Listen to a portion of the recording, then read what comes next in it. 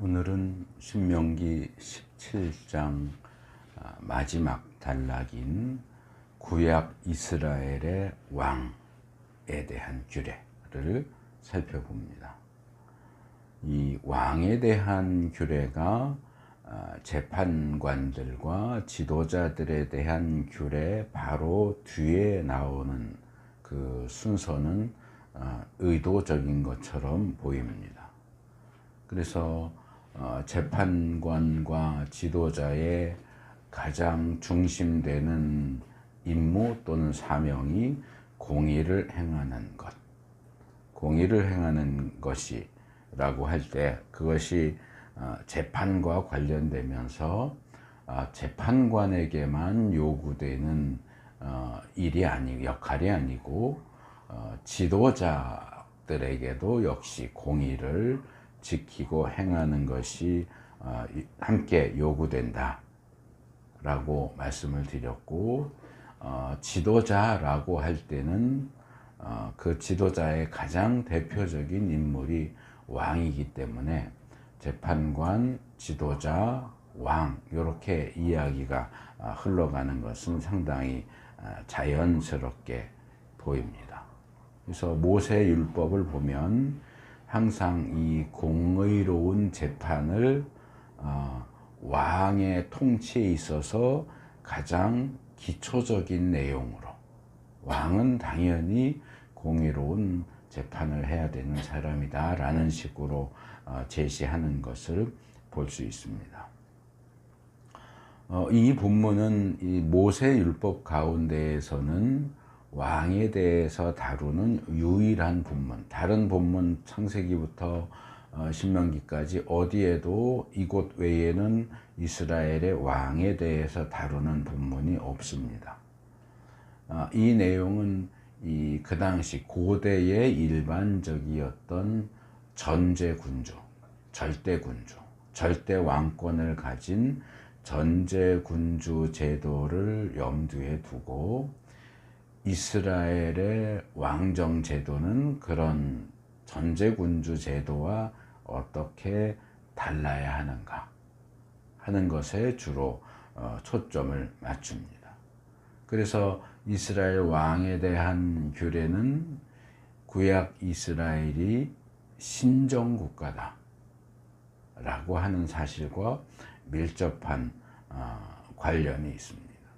신정국가, 이제 국가의 체제들을 얘기할 때 아마 가장 고대로 올라가면 신정이 있을 거고, 그 다음에 왕정 또는 귀족정, 귀족들이 통치하는 것과 관련해서 이제 뭐 공화정, 그리고 현대에는 가장 많이 발견되는 민주정. 그러니까 누가 우두머리가 돼서 그 나라를 다스리냐. 신정은 신이 왕이 돼서 다스리는 정치체제, 왕정은 왕이 우두머리가 돼서 다스리는 체제, 귀족정은 소수의 귀족들이 우두머리가 되는 거고, 민주정은 국민이, 백성이 주가 돼서 다스리는 제도가 민주주의예요. 그러니까 우리가 그 단어가 포함하고 있는 의미를 대부분 그냥 생각하지 않고 그냥 민주주의 하는데, 민주주의는 민이 주가 되는 주의, 백성이 주인이다 라고 주장하는 사상이 민주주의예요. 근데 구약 이스라엘은 민주주의도 아니고 왕정도 아니고 신정이에요. 하나님이 이스라엘의 유일한 왕이에요. 그래서 출애굽한 초기에는 모세나 또 가나안 정복 시대에 여호수아 같은 지도자들이 있지만 모세나 여호수아를 왕이라고 부르지 않아요.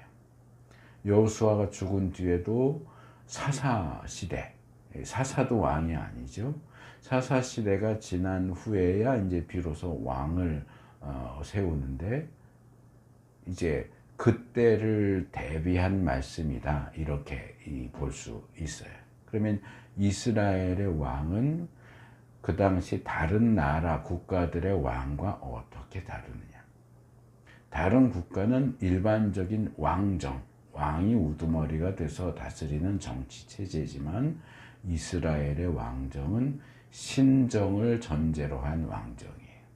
그러니까 이스라엘의 왕은 절대 군주가 아니에요. 전제 군주가 될 수가 없어요.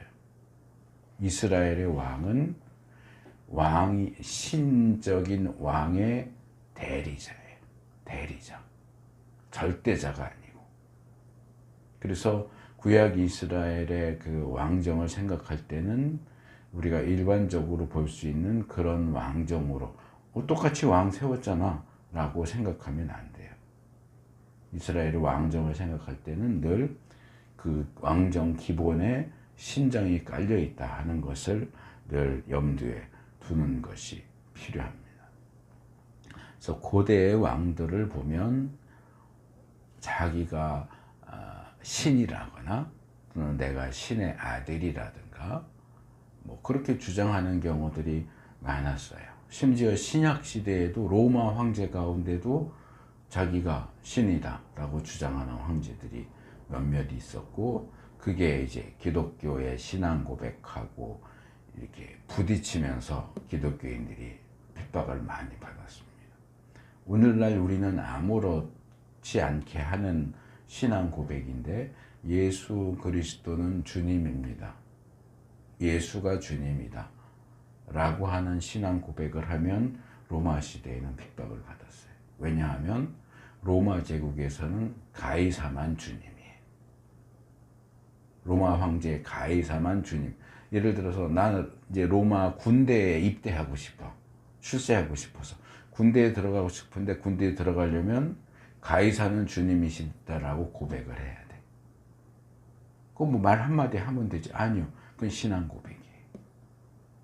그러니까 예수 믿는 사람은 때려 죽어도 가이사는 주님이다를 못하는 거예요. 예수님이 주님이지. 그러니까 로마 제국 입장에서 이건 이단자들이죠. 사이비죠. 그러니까 핍박을 하는 거예요.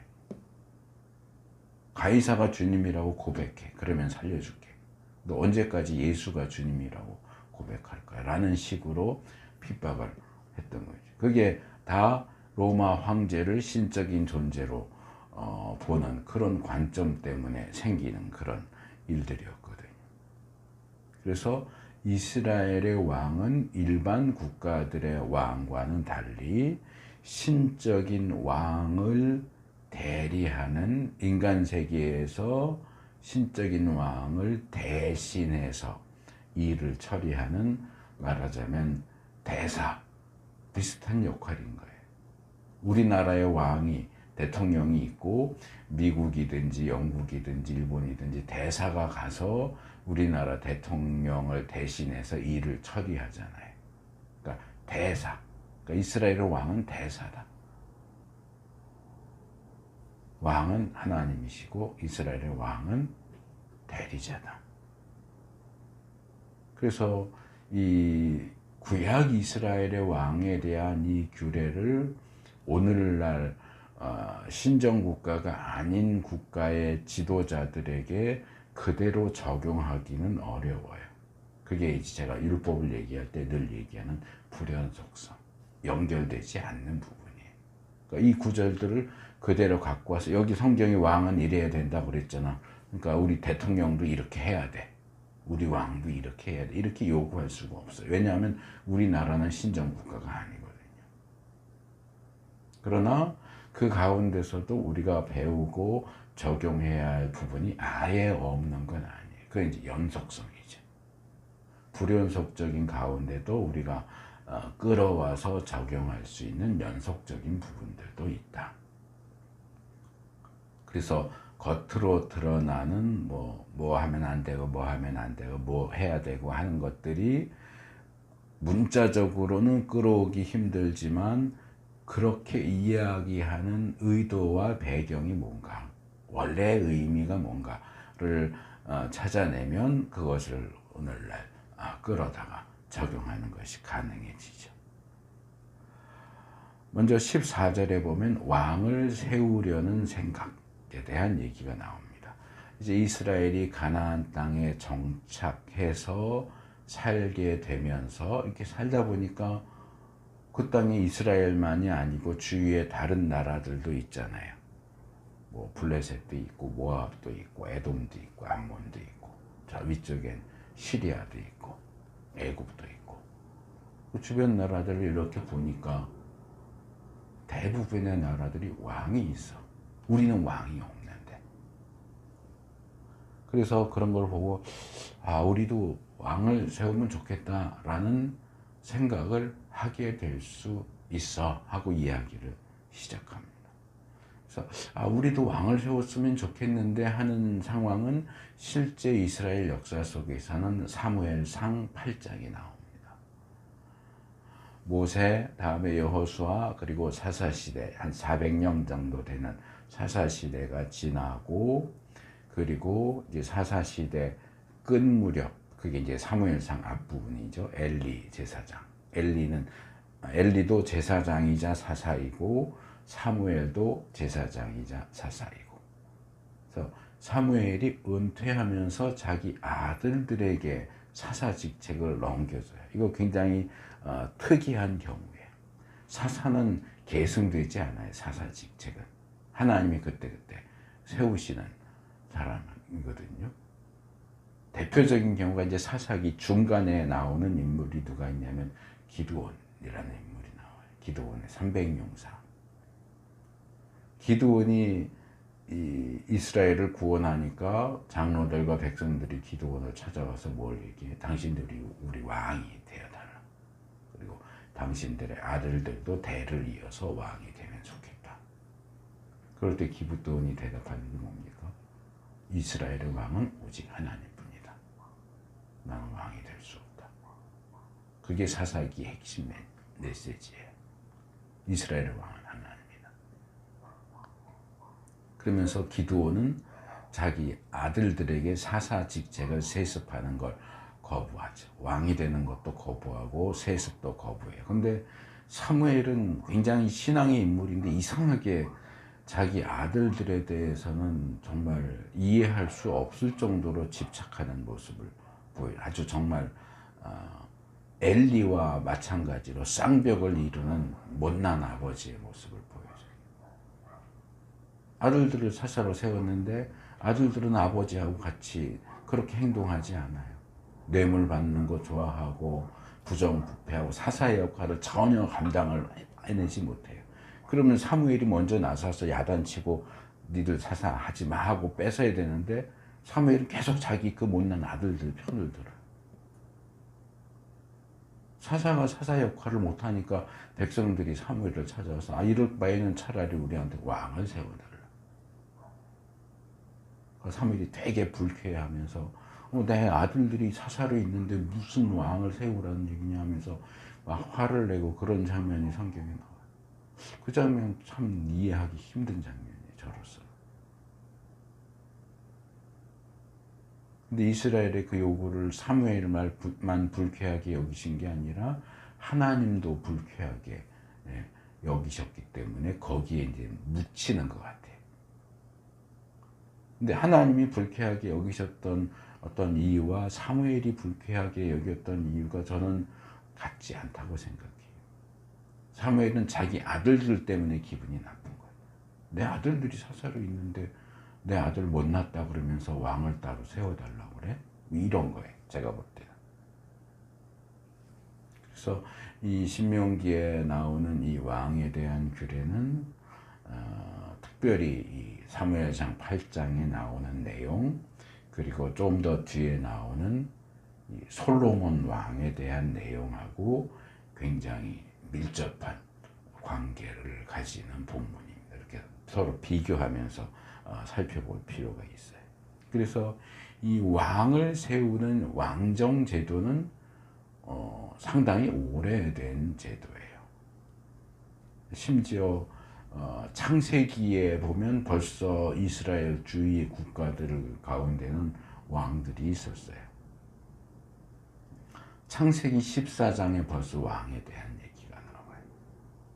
롯이 전쟁통에 사로잡혀 가잖아요. 그 전쟁이 무슨 전쟁이에요? 그 가나안 지역에 있던 왕이 뭐 4명, 3명 막 이렇게 연합해가지고 서로 싸우는 와중에 롯이 잡혀간다. 물론 그 당시에 그 왕국이라고 하면 지금처럼 큰 왕국이라기보다는 도시국가 정도였을 가능성이 높아요. 옛날 그리스의 그 폴리스처럼 그런 도시국가였을 것으로 보이기는 하지만 어쨌든 이미 그때부터 왕이 존재했고요. 창세기 36장에도 보면 에돔의 족보를 소개하는 가운데 특별히 31절 이하에서 딱 그렇게 지적을 해요. 이스라엘의 왕이 없을 때에 에돔은 이미 왕을 세웠다 하면서 에돔 왕들의 그 족보를 쭉 소개하는 것을 볼 수 있어요. 그래서 그런 것들에 비교해 보면 이스라엘은 왕을 상당히 늦게 세웠어요. 아까도 말씀드린 것처럼 모세와 여호수아 시대 이후에도 거의 400년이라는 기간 동안 사사들이, 이 사사들은 말하자면 중앙 통치가 아니고 지방 통치, 그러니까 사사 한 사람이 세워져서 이스라엘 땅 전체를 다스린 게 아니고, 말하자면 우리나라로 치면 뭐 기드온은 충청도, 뭐 삼손은 황해도, 이런 식으로 이제 시대도 조금 달라지고 지역도 조금씩 달라요. 사사 한 사람이 이스라엘 전체를 이렇게 포괄적으로 했던 것은 아마 이제 끝에 가서 엘리나 사무엘은 확실하고 엘리까지는 잘 모르겠는데 엘리도 그랬을 가능성이 높고 엘리나 사무엘 정도인 것 같고, 그 사사기에 나오는 사사들은 다 지역의 지도자들이에요. 그래서 각 지역별로 각 그때그때 상황에 따라, 그러니까 사사들이 대적해서 싸워야 하는 대상이 똑같지가 않고요. 그때그때 달라요. 상황도 그때그때 다르고. 그러니까 각 지파들이 차지하고 있는 그 땅 주위에 어느 이방 민족이 있느냐에 따라 서로 싸워야 하는 적이 달라질 수밖에 없는 거죠. 그러니까 경상도 쪽이면은 일본하고 싸울 수밖에 없는 거고, 함경도 평안도 이쪽이면 이제 중국 쪽하고 싸울 수밖에 없는 거고, 그러니까 적이 다르게 나오는 거죠.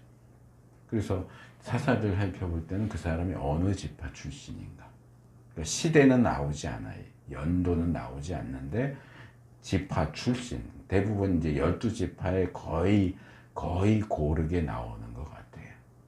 그리고 사사들 사이에 어떤 시대적인 어떤 흐름도 찾아보기가 사실은 힘들어요. 어떤 경우는 같은 시대의 사사가 지역별로 2명이 또 동시에 있었던 것도 있는 것처럼 보이기도 하고요. 어쨌든 그렇게 지역별로 사사들이 400년 동안을 그때 필요에 따라 하나님이 사사를 지명하시잖아요.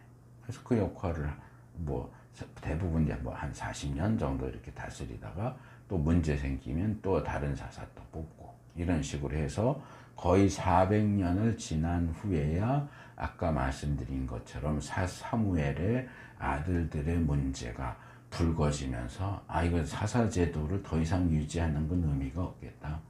그럼 우리도 차라리 주변의 다른 나라들처럼 이렇게 임시적이고 누가 사사가 될지 알 수 없는 그런 불안정한 사사제도 말고, 한 사람 딱 왕으로 세우고 이렇게 왕이 대를 이어서 왕이 되고 좀 안정적인 어떤 정권을 만들어서 우리나라도 좀 안정적으로 통치받으면 좋겠다 하는 왕을 세우자고 하는 생각을 이제 그때 이제 하게 되죠.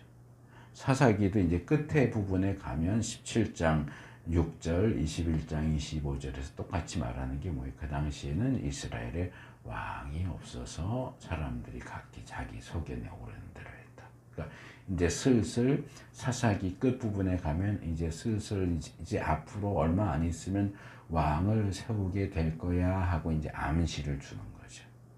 그리고 이제 사무엘로 넘어오면 엘리 나오고 사무엘 나오면서 이제 왕정으로 넘어갔죠. 이제 사무엘은 사사 시대와 왕정 시대 중간 다리 역할을 하는 사람이 됩니다. 그런 역할을 합니다.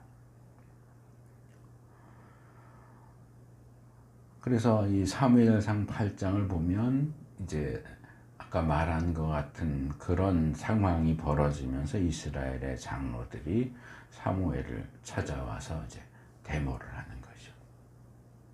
왕을 세워달라.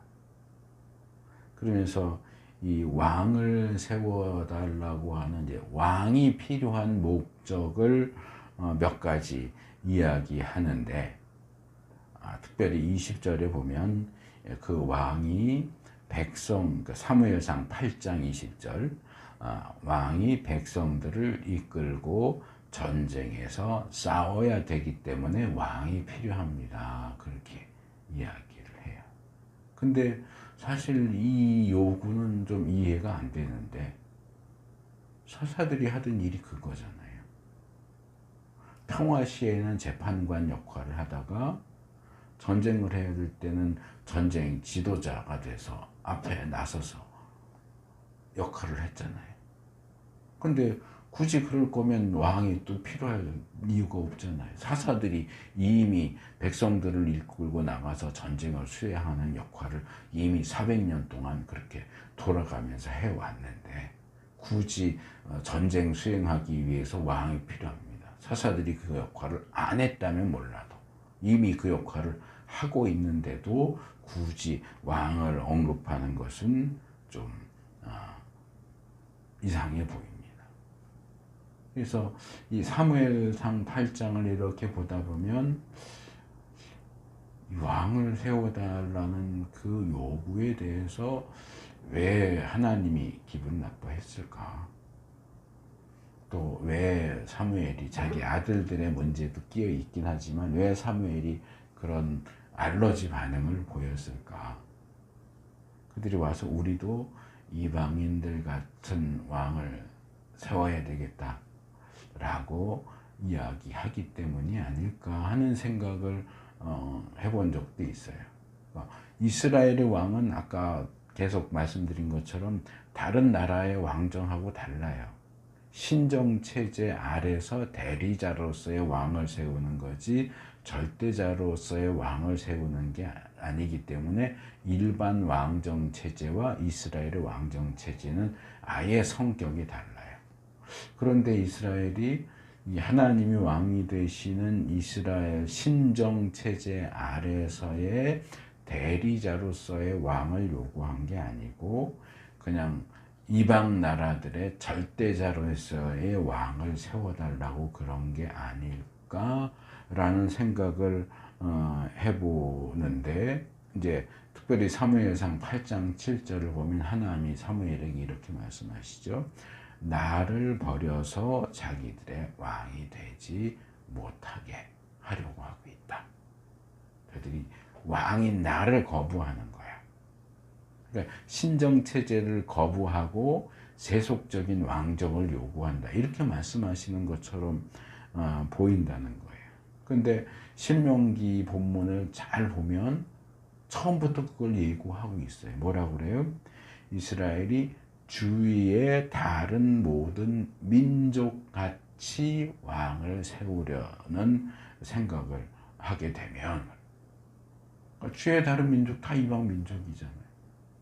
이미 신명기에서 이스라엘이 우리도 주변 민족들처럼 왕을 세웠으면 좋겠어 라고 생각할 거라고 했고, 실제로 사무엘 시대 오니까 우리도 주변의 다른 나라들처럼 왕을 세워줘 라고 얘기하잖아요. 전혀 상황이 바뀐 게 없어요.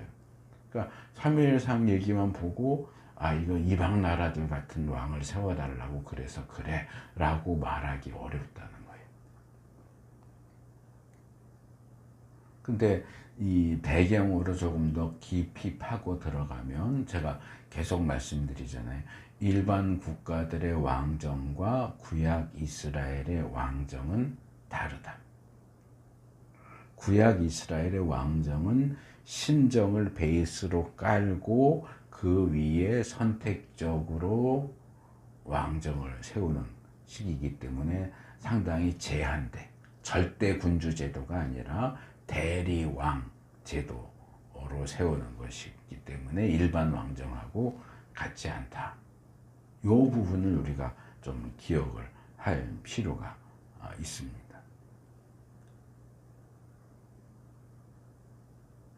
바로 그 점 때문에 이제 본문에서는 이스라엘 왕에 대해서 여러 가지를 제한시키죠.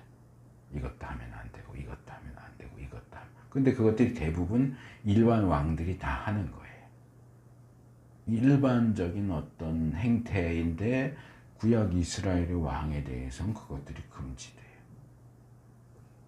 그리고 일반적인 왕정에서는 너 왕이 되면 이거 꼭 해야 돼라고 요구하는 사항도 일반 왕들한테는 전혀 해당되지 않는 내용이 나온다고요. 이건 구약 이스라엘의 왕이 특수한 형태이기 때문에 예외적으로 나오는 내용이다 하는 것을 우리가 기억하는 것이 필요합니다. 우리가 이제 모세 5경에서부터 이제 역사서, 그다음에 여호수아, 사사서, 사사기, 룻기, 사무엘 이렇게 쭉 이야기의 흐름을 이렇게 보다 보면 저도 예전에 한 대학 다닐 때쯤은 그 생각을 했어요. 모세는 분명히 죽기 전에 후계자를 세웠어요. 여호수아. 그렇죠?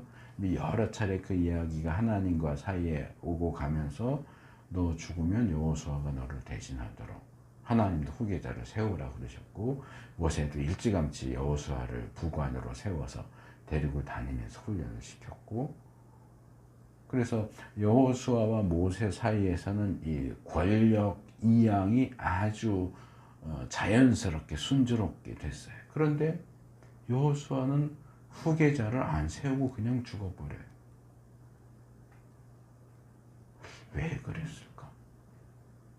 모세처럼 여호수아도 자기 확실한 후계자를 딱 세우고 죽었으면 우리가 이스라엘 사사시대를 암흑시대라고 부르기도 하잖아요. 너무 혼란스러운 시대.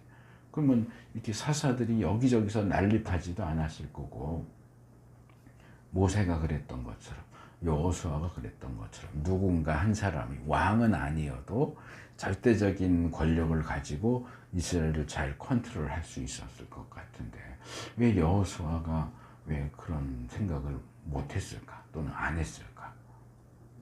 그래서 제가 대학 다닐 때쯤에는 여호수아를 이해하기 힘들어 그랬던 적이 있어요.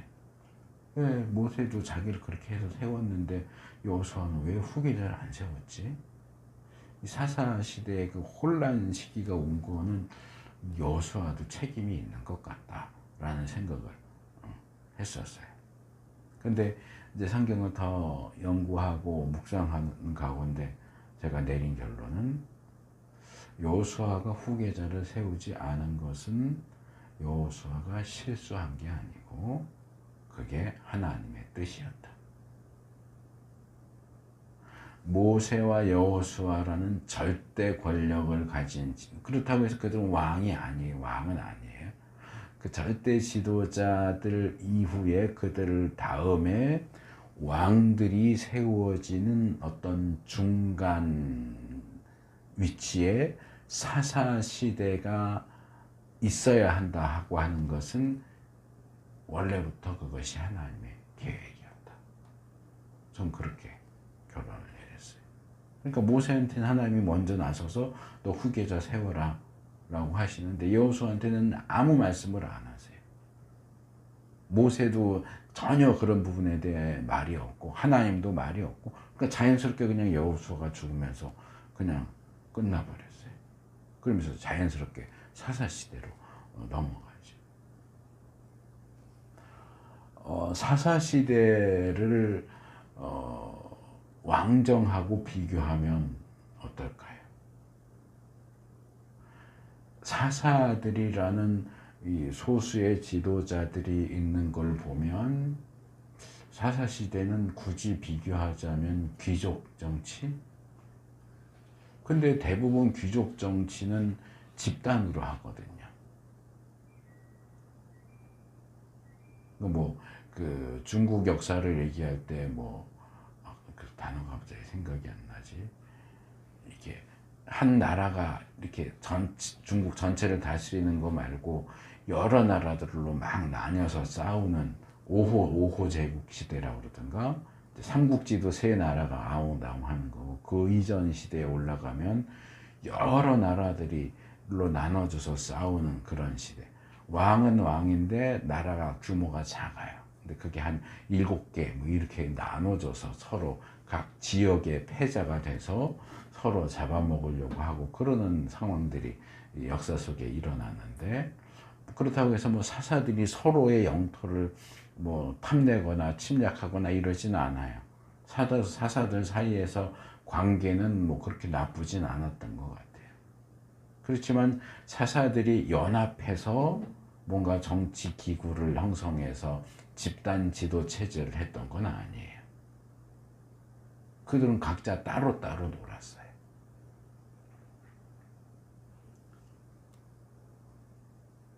그렇기 때문에 귀족정이라고 말하기도 어렵고,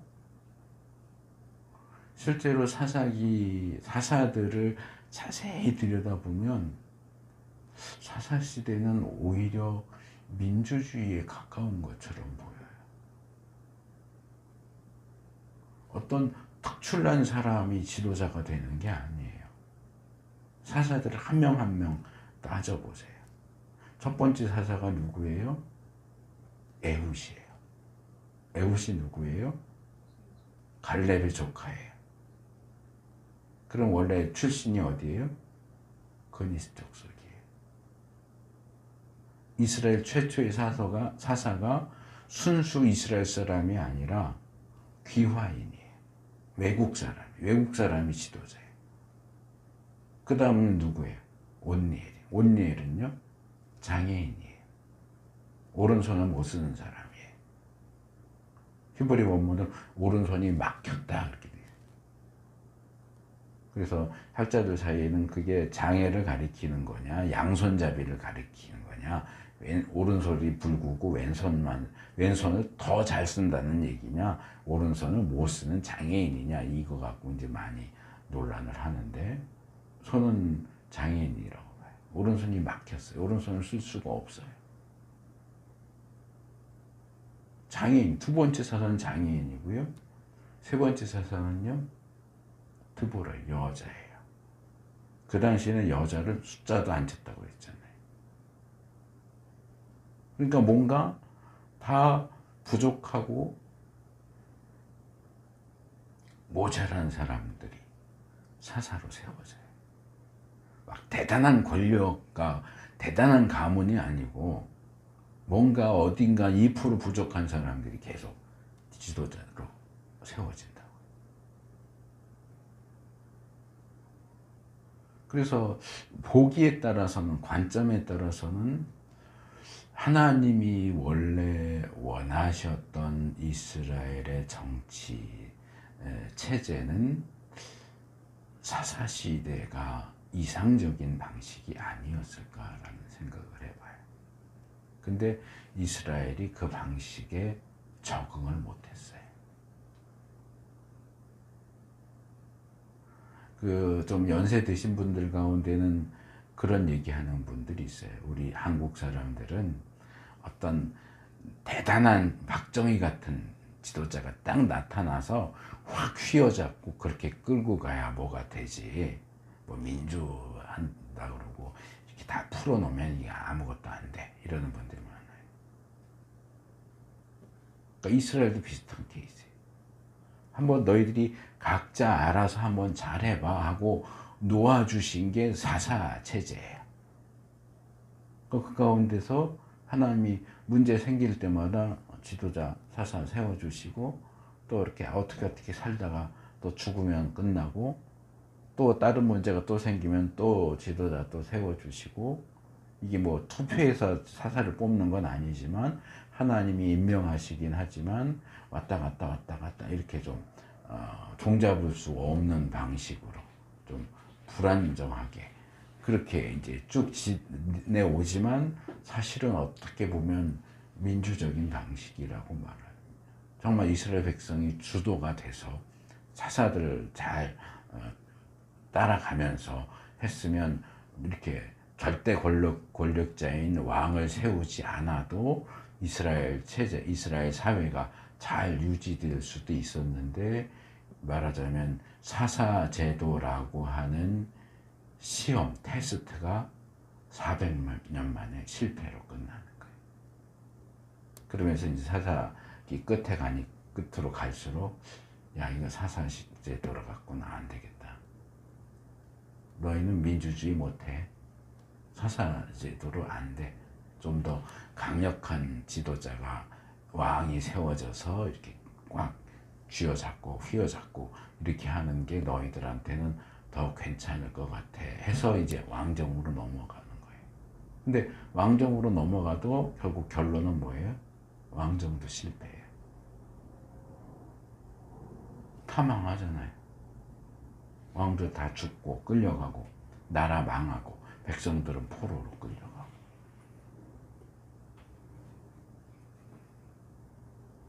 사사제도도 꽝, 왕정도 결국은 꽝. 그건 뭘까요? 이스라엘의 살 길은 원리 신정. 너희들끼리 한번 해봐 하고 기회를 이렇게도 줘보고 저렇게도 줘보고 하는데 안 돼요. 망해요, 자꾸.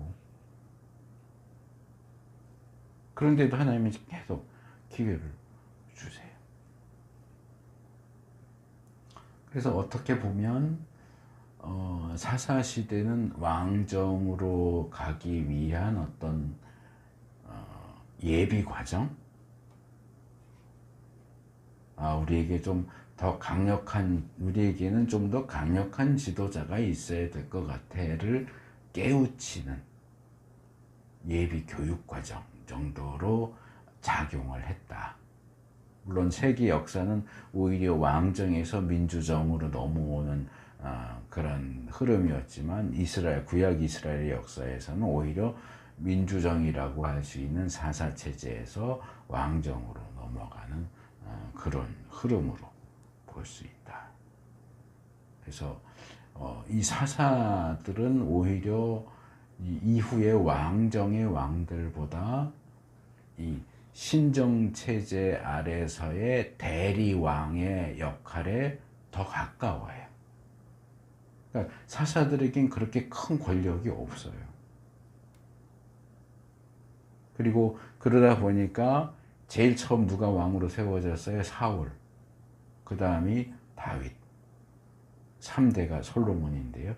이 왕들이 다 특색이 있어요. 사울은요, 왕은 왕인데 왕 같지 않은 왕이에요. 사울은 명칭은 왕인데 거의 사사에 가까운 왕이에요. 왜? 그때까지 사람들이 계속 봤던 지도자는 사사에 400년 동안 사사가 있었으니까, 사울은 왕으로 세워졌어도 왕이 뭘 하는지를 잘 파악이 안 됐고, 실제 왕으로 이렇게 역할을 하면서도 이 절대 왕권을 별로 행사하지 못해요. 그러니까 왕이 되면 왕으로서 어떤 행사할 수 있는 권력이 100이라면 사울은 한 15, 20 정도밖에 못해요. 왕궁도 따로 없고요.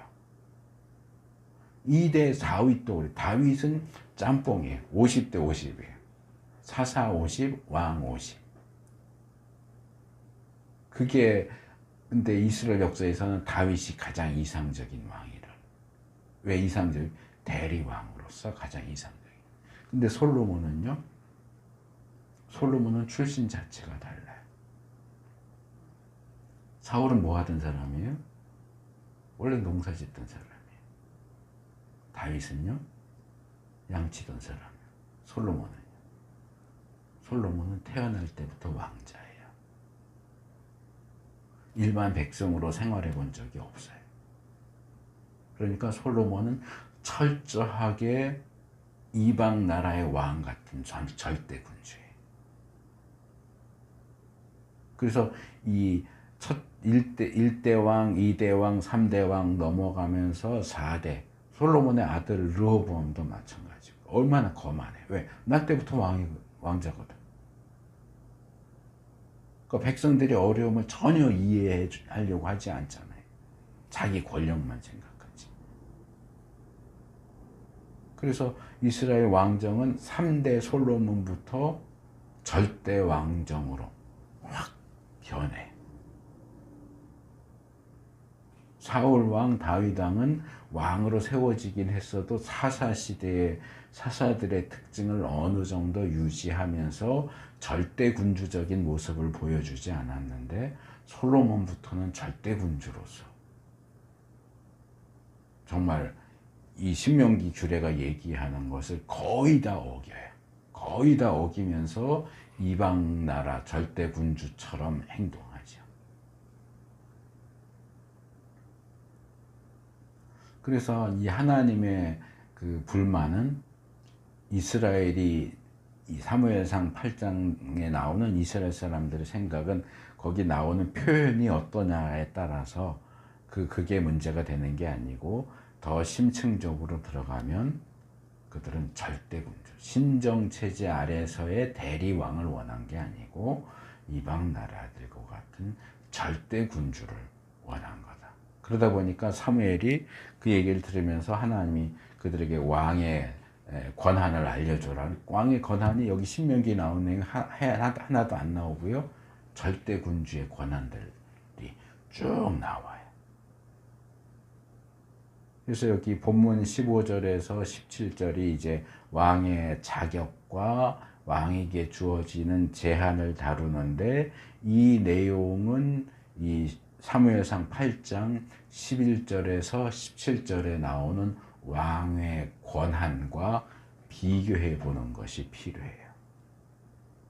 신명기는 왕의 권한을 전혀 얘기하지 않아요. 오히려 왕이 제한받는 것만 얘기해요. 뭐 하면 안 되고 뭐 하면 안 되고. 권한 얘기는 하나도 안 나와요.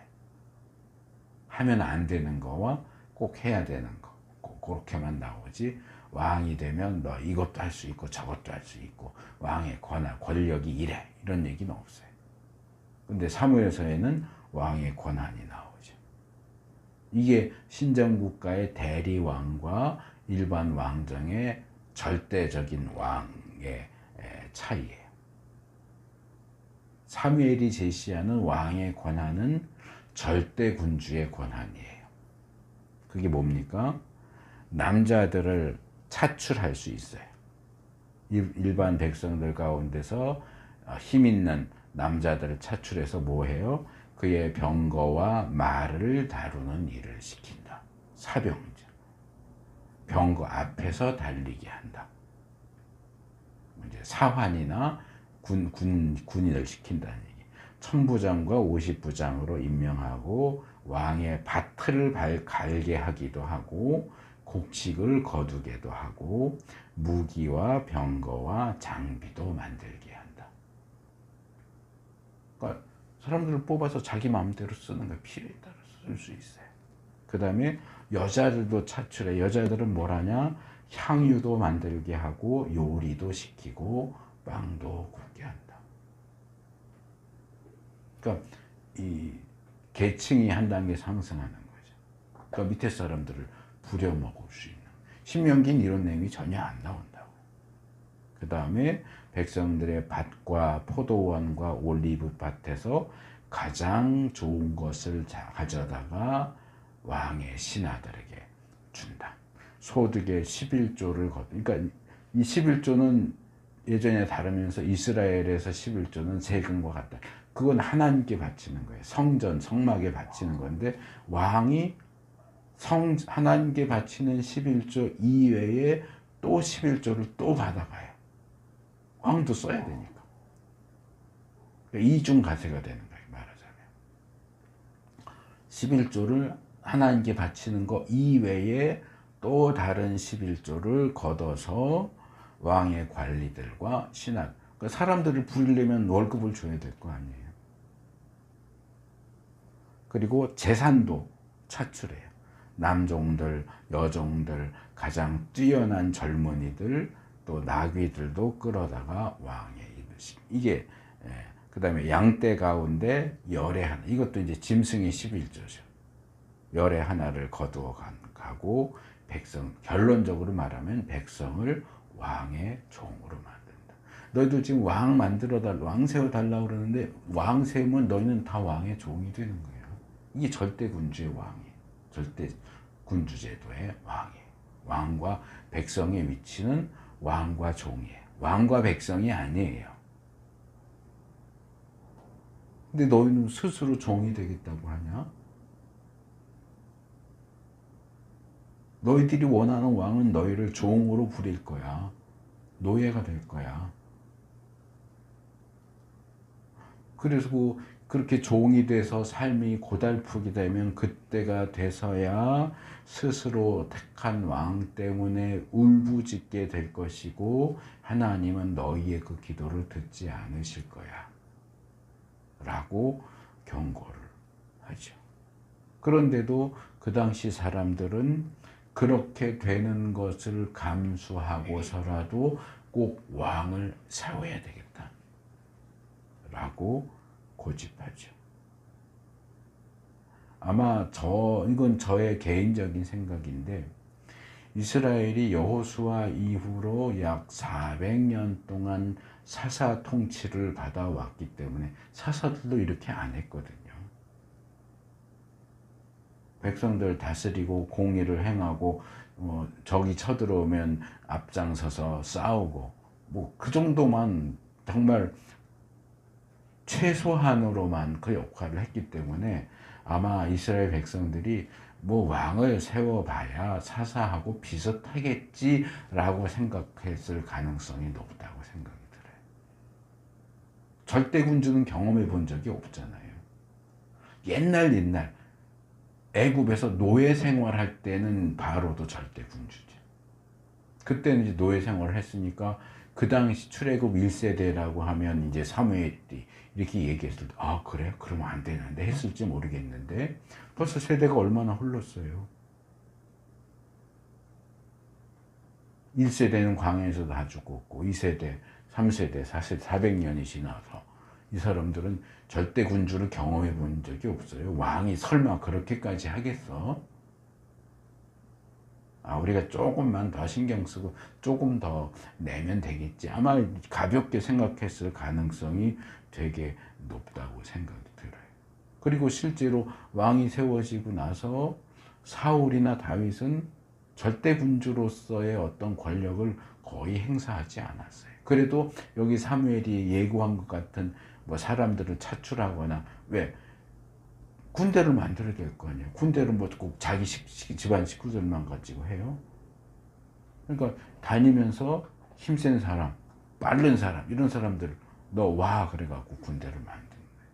그 정도는 계속 블레셋하고 전쟁을 했으니까 그건 어쩔 수 없는 부분인데 그 외에 막 이렇게 권세를 부리진 않았어요. 사울, 다윗은. 근데 솔로몬 시대 가면 전혀 달라져요. 정말 전제 군주예요. 결국은 그래서 왕들 때문에 부르짖게 되죠. 이런 전체적인 왕정의 흐름에 대해서 하나님이 호세아 13장 11절에서 이렇게 딱 결론을 내려요. 내가 홧김에 너에게 왕을 주었으나 분을 참을 수 없어서 너희 왕을 없애버렸다. 너희가 정말 고집부리고 왕 세워달라고 그래서 나도 화가 났는데 그래도 너희들이 너무너무 원하니까 세워주긴 했어. 근데 내가 두고 봤더니 이건 도저히 안 되겠어. 그래서 내가 없앴어. 나는 왕정도 다 끝나고 나라도 망하고 백성들도 다 흩어지고.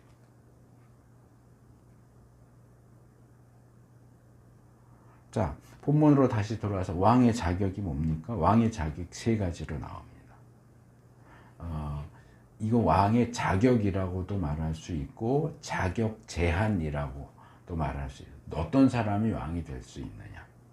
첫째, 반드시 주 당신들의 하나님이 택하신 사람을 당신들 위에 왕으로 세워야 한다. 너희들이 이 사람이 우리 왕이 됐으면 좋겠어 해갖고 왕을 세울 수 있는 게 아니고 하나님이 너하고 사사들 임명하실 때처럼 왕으로 지명한 사람만 왕이 될 수 있다. 초기에는 그래서 그렇게 가요. 사울도 하나님이 제비 뽑아서 사울이 뽑히게 했고, 다윗은 하나님이 직접 사무엘을 보내서 기름을 부으셨고, 솔로몬도 하나님이 솔로몬을 그 다음 왕으로 세우라고 지명하신 얘기가 나와요. 르호보암부터는 잘 모르겠어요. 그래서 사람들이 무리가 누구 마음에 든다 그렇다고 해서 그 사람을 왕으로 세울 수도 있는 것도 아니고, 어떤 사람이 나서서 내가 왕할 거야 하고 해서 왕이 될 수 있는 것도 아니에요. 오직 하나님께서 지명한 그 사람만 왕이 될 수 있어요. 근데 실제 역사서에서는 초기에만 그랬고 그 기준이 잘 지켜지지 않았던 것 같아요. 뭐 심지어 북이스라엘은 쿠데타 일으켜서 자기가 왕권을 찬탈해버리죠. 하나님이 지명한 게 아닌데. 그 중엔 물론 하나님이 지명한 반역자도 있어요. 뭐 예후 같은 사람. 근데 지 마음대로 반역을 일으킨 경우가 오히려 더 많죠.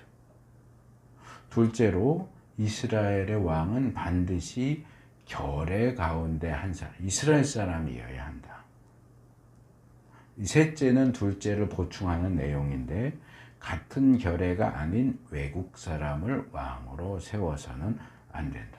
우리가 그냥 생각할 때 외국 사람이 어떻게 왕이 돼? 외국 사람이 어떻게 대통령이 돼? 이럴 수 있는데, 고대에도 그런 일이 있었고 현대에도 있어요. 고대 이집트는 세계 최강대국이었지만 이집트는 함족이고요. 셈족, 이스라엘이 셈족이거든요. 셈족 가운데 힉소스족이라고 하는 족속이 이집트를 쳐들어가서 정복했던 적. 힉소스가 이제 바로를 했던. 그러니까 셈족이 함족의 왕이 돼서 다스렸던, 몇백 년 다스렸던 그런 역사도 있고요. 현대로 오면은요, 일본계 사람이에요. 알베르토 후지모리. 알베르토 그러면 외국 사람 같을 때 후지모리는 이건 확실히 일본 사람. 일본계 사람이 페루의 54대 대통령을 했어요.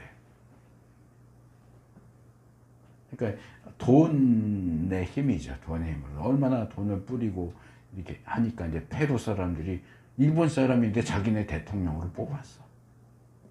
쿠데타로 대통령이 된 게 아니에요. 그래서 이 두 번째, 세 번째 제안은 마치 외국인을 배척하는 내용처럼 보이지만 이건 이거예요. 신정국가의 인간 왕은 신정국가 백성 가운데서만 될 수 있다.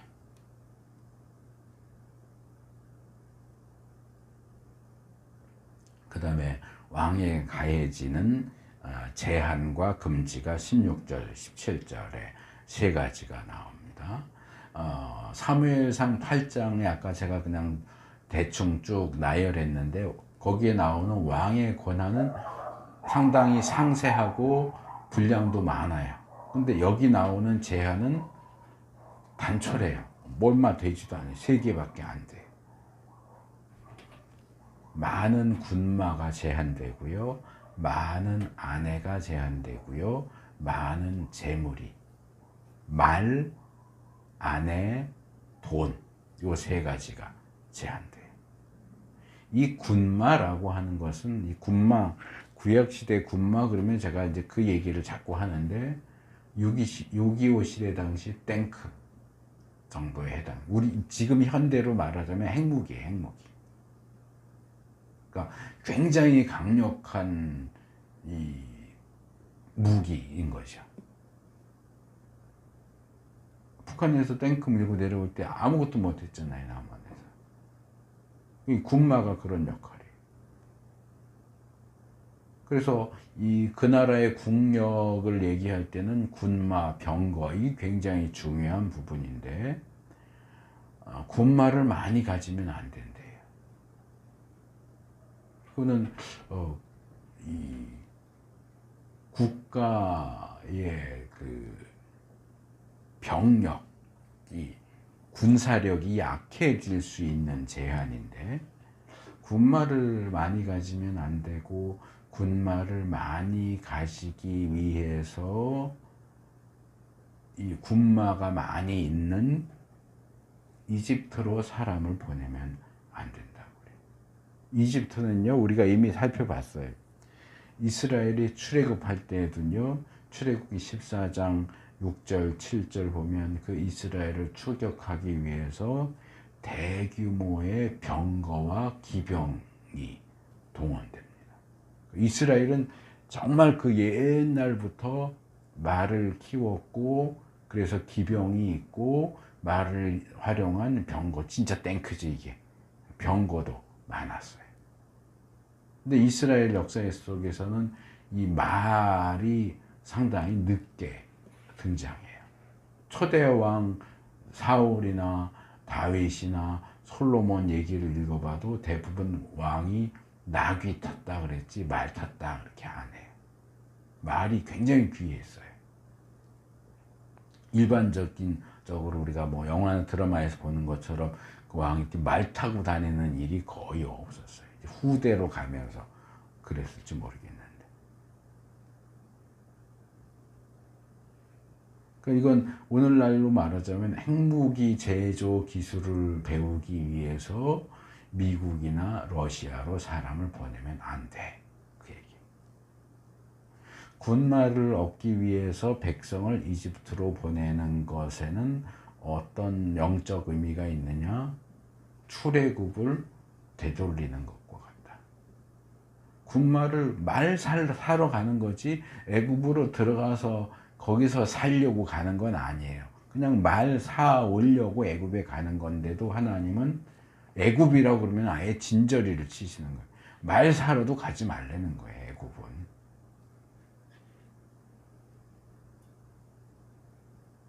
그 다음에 많은 아내를 두는 것은 전제군주에 있어서는 거의 일상적인 일이에요. 뭐 왕비는 한 명일 수 있지만 이제 첩이 있고요, 또 후궁이 있고요, 몇천 명씩 있잖아요. 전제군주의 왕. 누가 뭐라고 그래요? 우리나라도 그랬잖아요. 왕궁에 있는 여자들은 다 왕 거예요. 그 왕에 있는 궁녀는 다른 남자하고 사랑하면 안 돼요. 언제 왕이 와서 너 따라와 이럴지 모르기 때문에 모든 여자는 다 왕의 소유고, 궁궐에 거할 수 있는 사람은 남자는 넷이요. 남자도 아니고 여자도 아닌 넷이만 궁궐에 거할 수 있고, 정상적인 남자는 출퇴근 해야 돼요. 이게 절대군주의 왕과 여자들의 관계.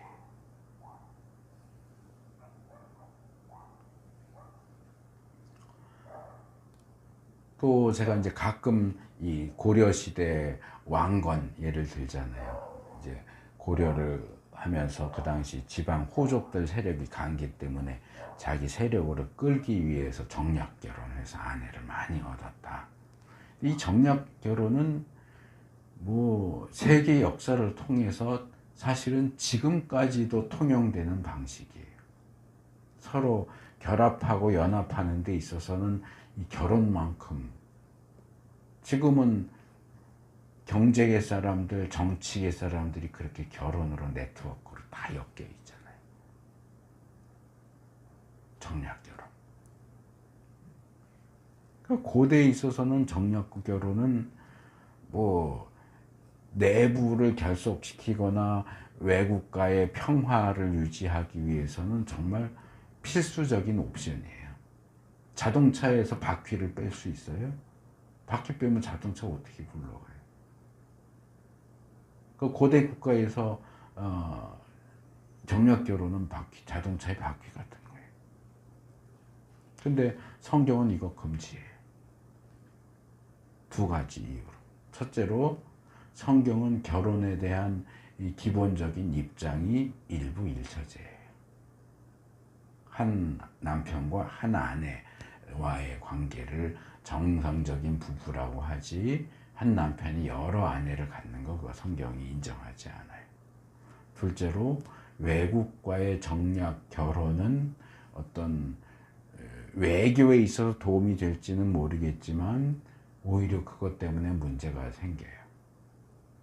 이스라엘의 신앙의 순수성이 깨질 가능성이 너무 높아요. 그래서 창세기부터 계속 나오고 또 출애굽기에서는 특별히 더 나오는 게 가나안 사람들하고 결혼하지 말아라. 결혼하면 살려주지도 말아라.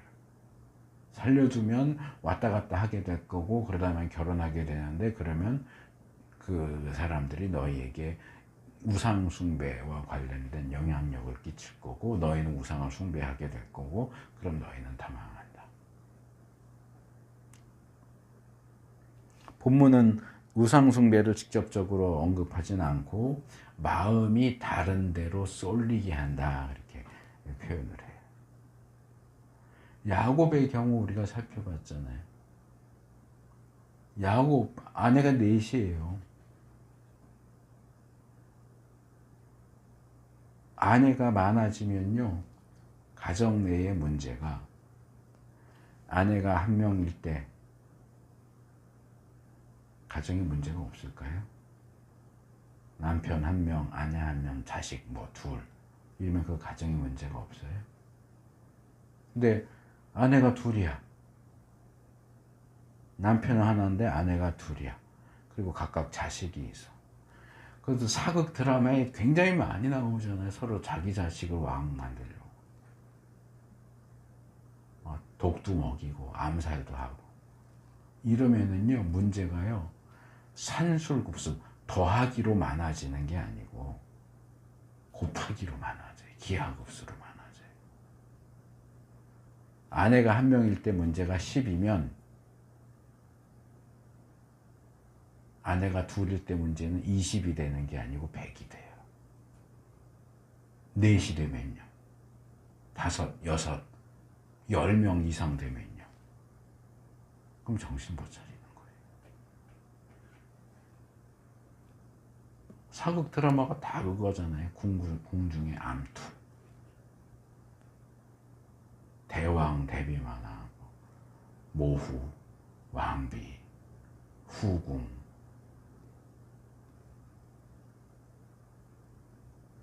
왕으로서 당연히 감당해야 할 그런 일들을 여자들한테 신경 쓰느라고 소홀히 하게 돼요. 잠언 31장 3절에서 뭐라 그래요? 여자에게 너의 힘을 쓰지 말아라. 여자는 임금도 망하게 할 수 있으니 여자에게 너의 길을 맡기지 말아라. 근데 요즘 여자들은 뭐라 그래? 아내 말을 들어야 돼. 여자 말을 들어야 돼. 남자들 가운데 그 얘기하는 사람 많아요. 아내 말을 들어야 가정이 편해요. 뭐 남편 말은 무조건 옳고 아내 말은 무조건 틀리다 그 얘기가 아니에요. 옳고 그러면 분명히 서로 논의하면서 따져야 되겠죠. 근데 무조건 아내 말만 옳다? 아니요, 그렇지 않아요. 제가 종종 얘기했잖아요. 아내 말들은 아담이 어떻게 됐어요? 아내 말들은 아브라함이 어떻게 됐어요? 아내 말을 들으면 안 된다라고 얘기하는 게 아니고 무조건 들어야 된다는 아니라는 거죠. 그럼 반대 경우도 있죠. 남편 말 들어야죠, 아내가. 근데 맨날 아내 말만 들으라고 그래요. 그 얘기하는 남자들 보면 전 너무나 한심해 보여요. 그건 남편 편, 아내 편 드는 얘기가 아니고 정당한 기준을 가지고 판단을 해야지. 누가 말하면 들어야 돼요. 그런 게 어디 있어요. 그 다음에 많은 은과 금도 금지됩니다. 권력의 중심에 되면 권력 이외의 것들도 자연스럽게 따라와요. 왜 그렇게 국회의원이 되려고 그래요? 돈이 따라오거든요.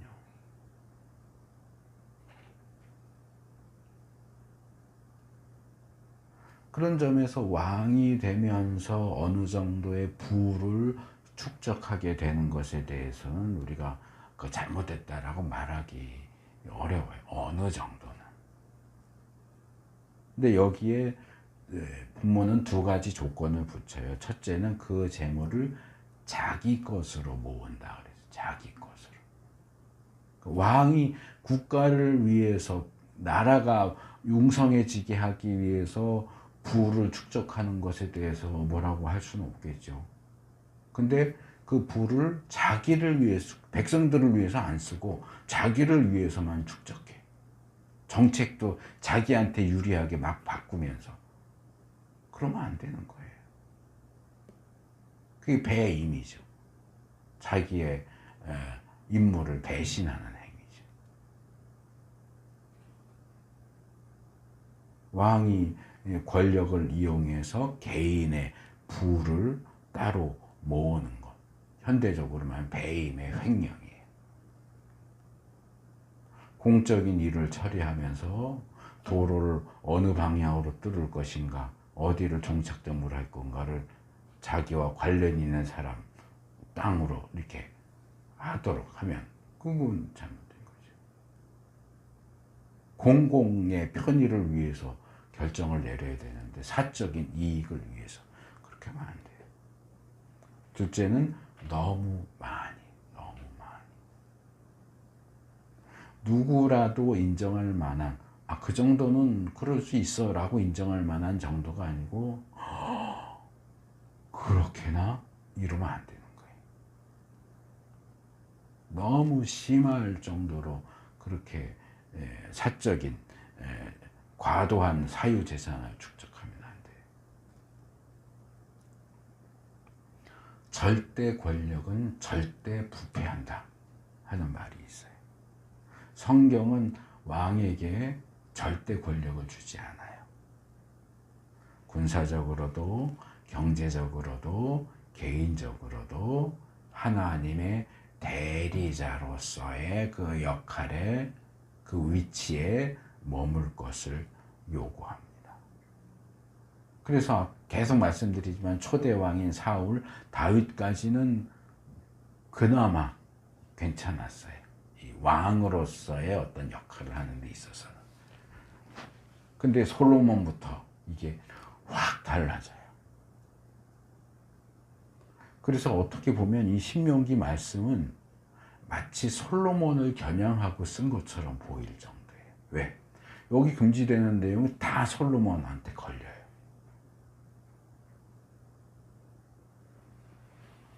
다윗은요, 다윗의 일생을 보면 전쟁 과정에서 기병 7천을, 기병 7천에게서 말을 뺏어, 그러니까 말을 7,000마리를 뺏었어요. 전리품으로.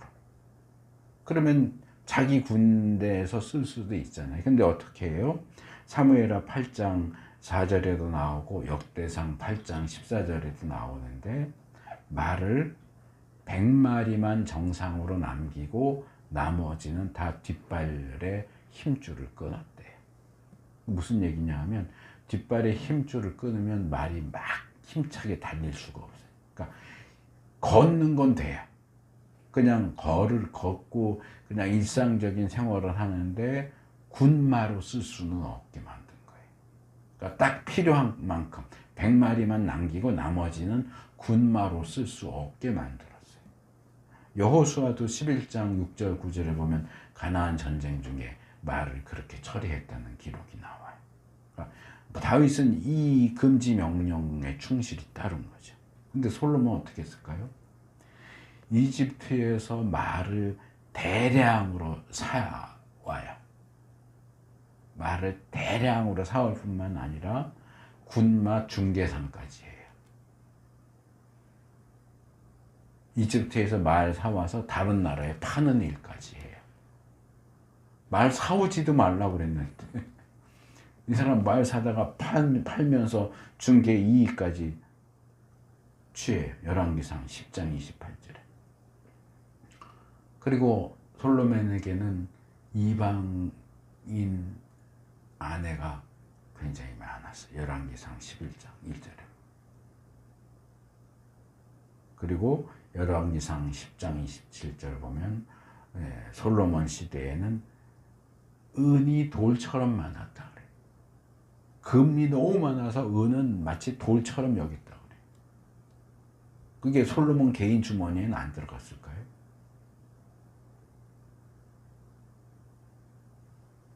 솔로몬은 이 왕의 규례 가운데 지킨 게 하나도 없어요.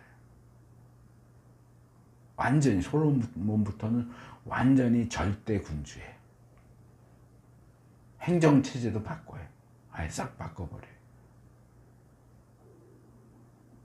솔로몬은 하나님께서 그토록 경계하셨던 전제군주의 가장 대표적인 인물입니다. 시간이 많이 가서 나머지 내용은 짧게 해야 되겠네요. 왕에게 요구되는 게 18절에서 20절인데요.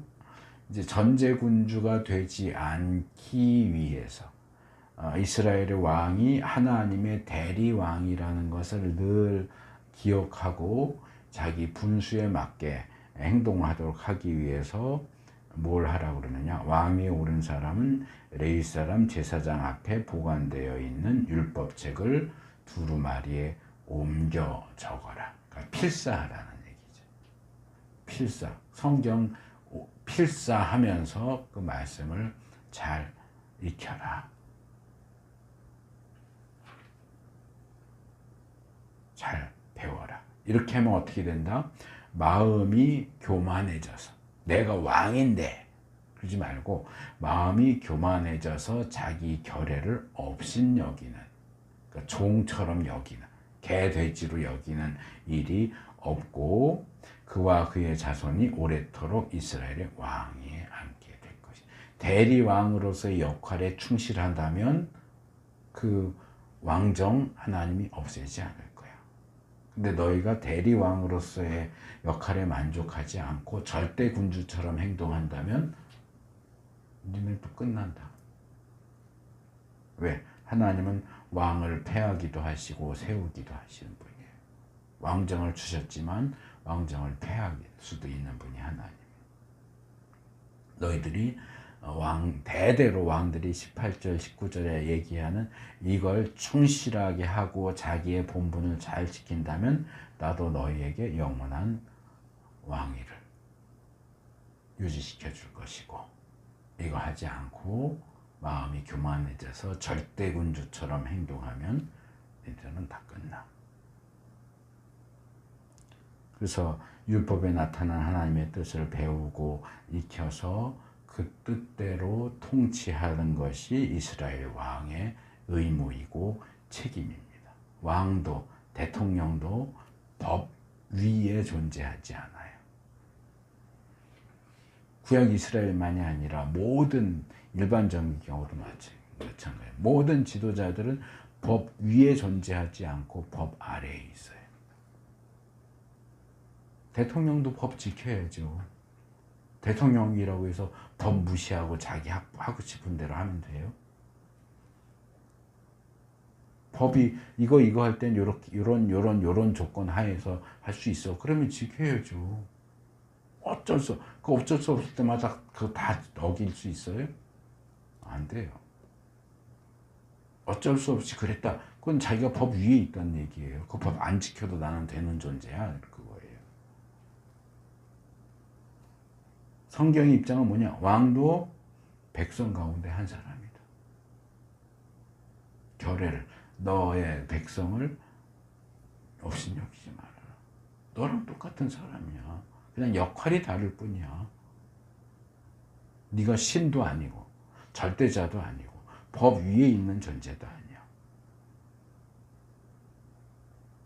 너의 모든 어떤 통치 행위는 하나님의 법의 그 원리를 따르는 것이어야 하고, 그렇게 하지 않는다면 왕의 자리를 보존할 수 없게 될 거예요. 백성에게는 자기한테 순종하라고 강요하면서 자기는 하나님의 법에 순종하지 않으면 그건 왕의 자격이 없는 거예요. 한 나라의 지도자만 그런 게 아니고 직장의 상사, 가정의 가장 모든 공동체 지도자들에게 공동적으로 요구되는 사항입니다. 내가 먼저 내 위의 권세에 복종해야 내 아랫사람에게도 복종을 얘기할 수 있는 거예요. 나는 내 위의 권세를 무시하면서 내 아랫사람한테 나한테 복종해. 그러면 안 되는 거예요. 자, 오늘 이스라엘의 왕이 어떤 신정국가의 대리자로서의 특수성을 가지고 있는지를 말씀을 드렸습니다. 그래서 그것을 왜 그런 얘기를 하고 그런 요구를 하고 그런 제안을 하는지 말씀을 드렸고, 그 가운데서 우리가 오늘날 적용해야 할 것들도 말씀을 드렸습니다. 우리가 좀 이 말씀에 자신을 비추어 보고 또 우리의 현재 상황에도 또 비추어 보고 하면서 기도할 수 있기를 바랍니다.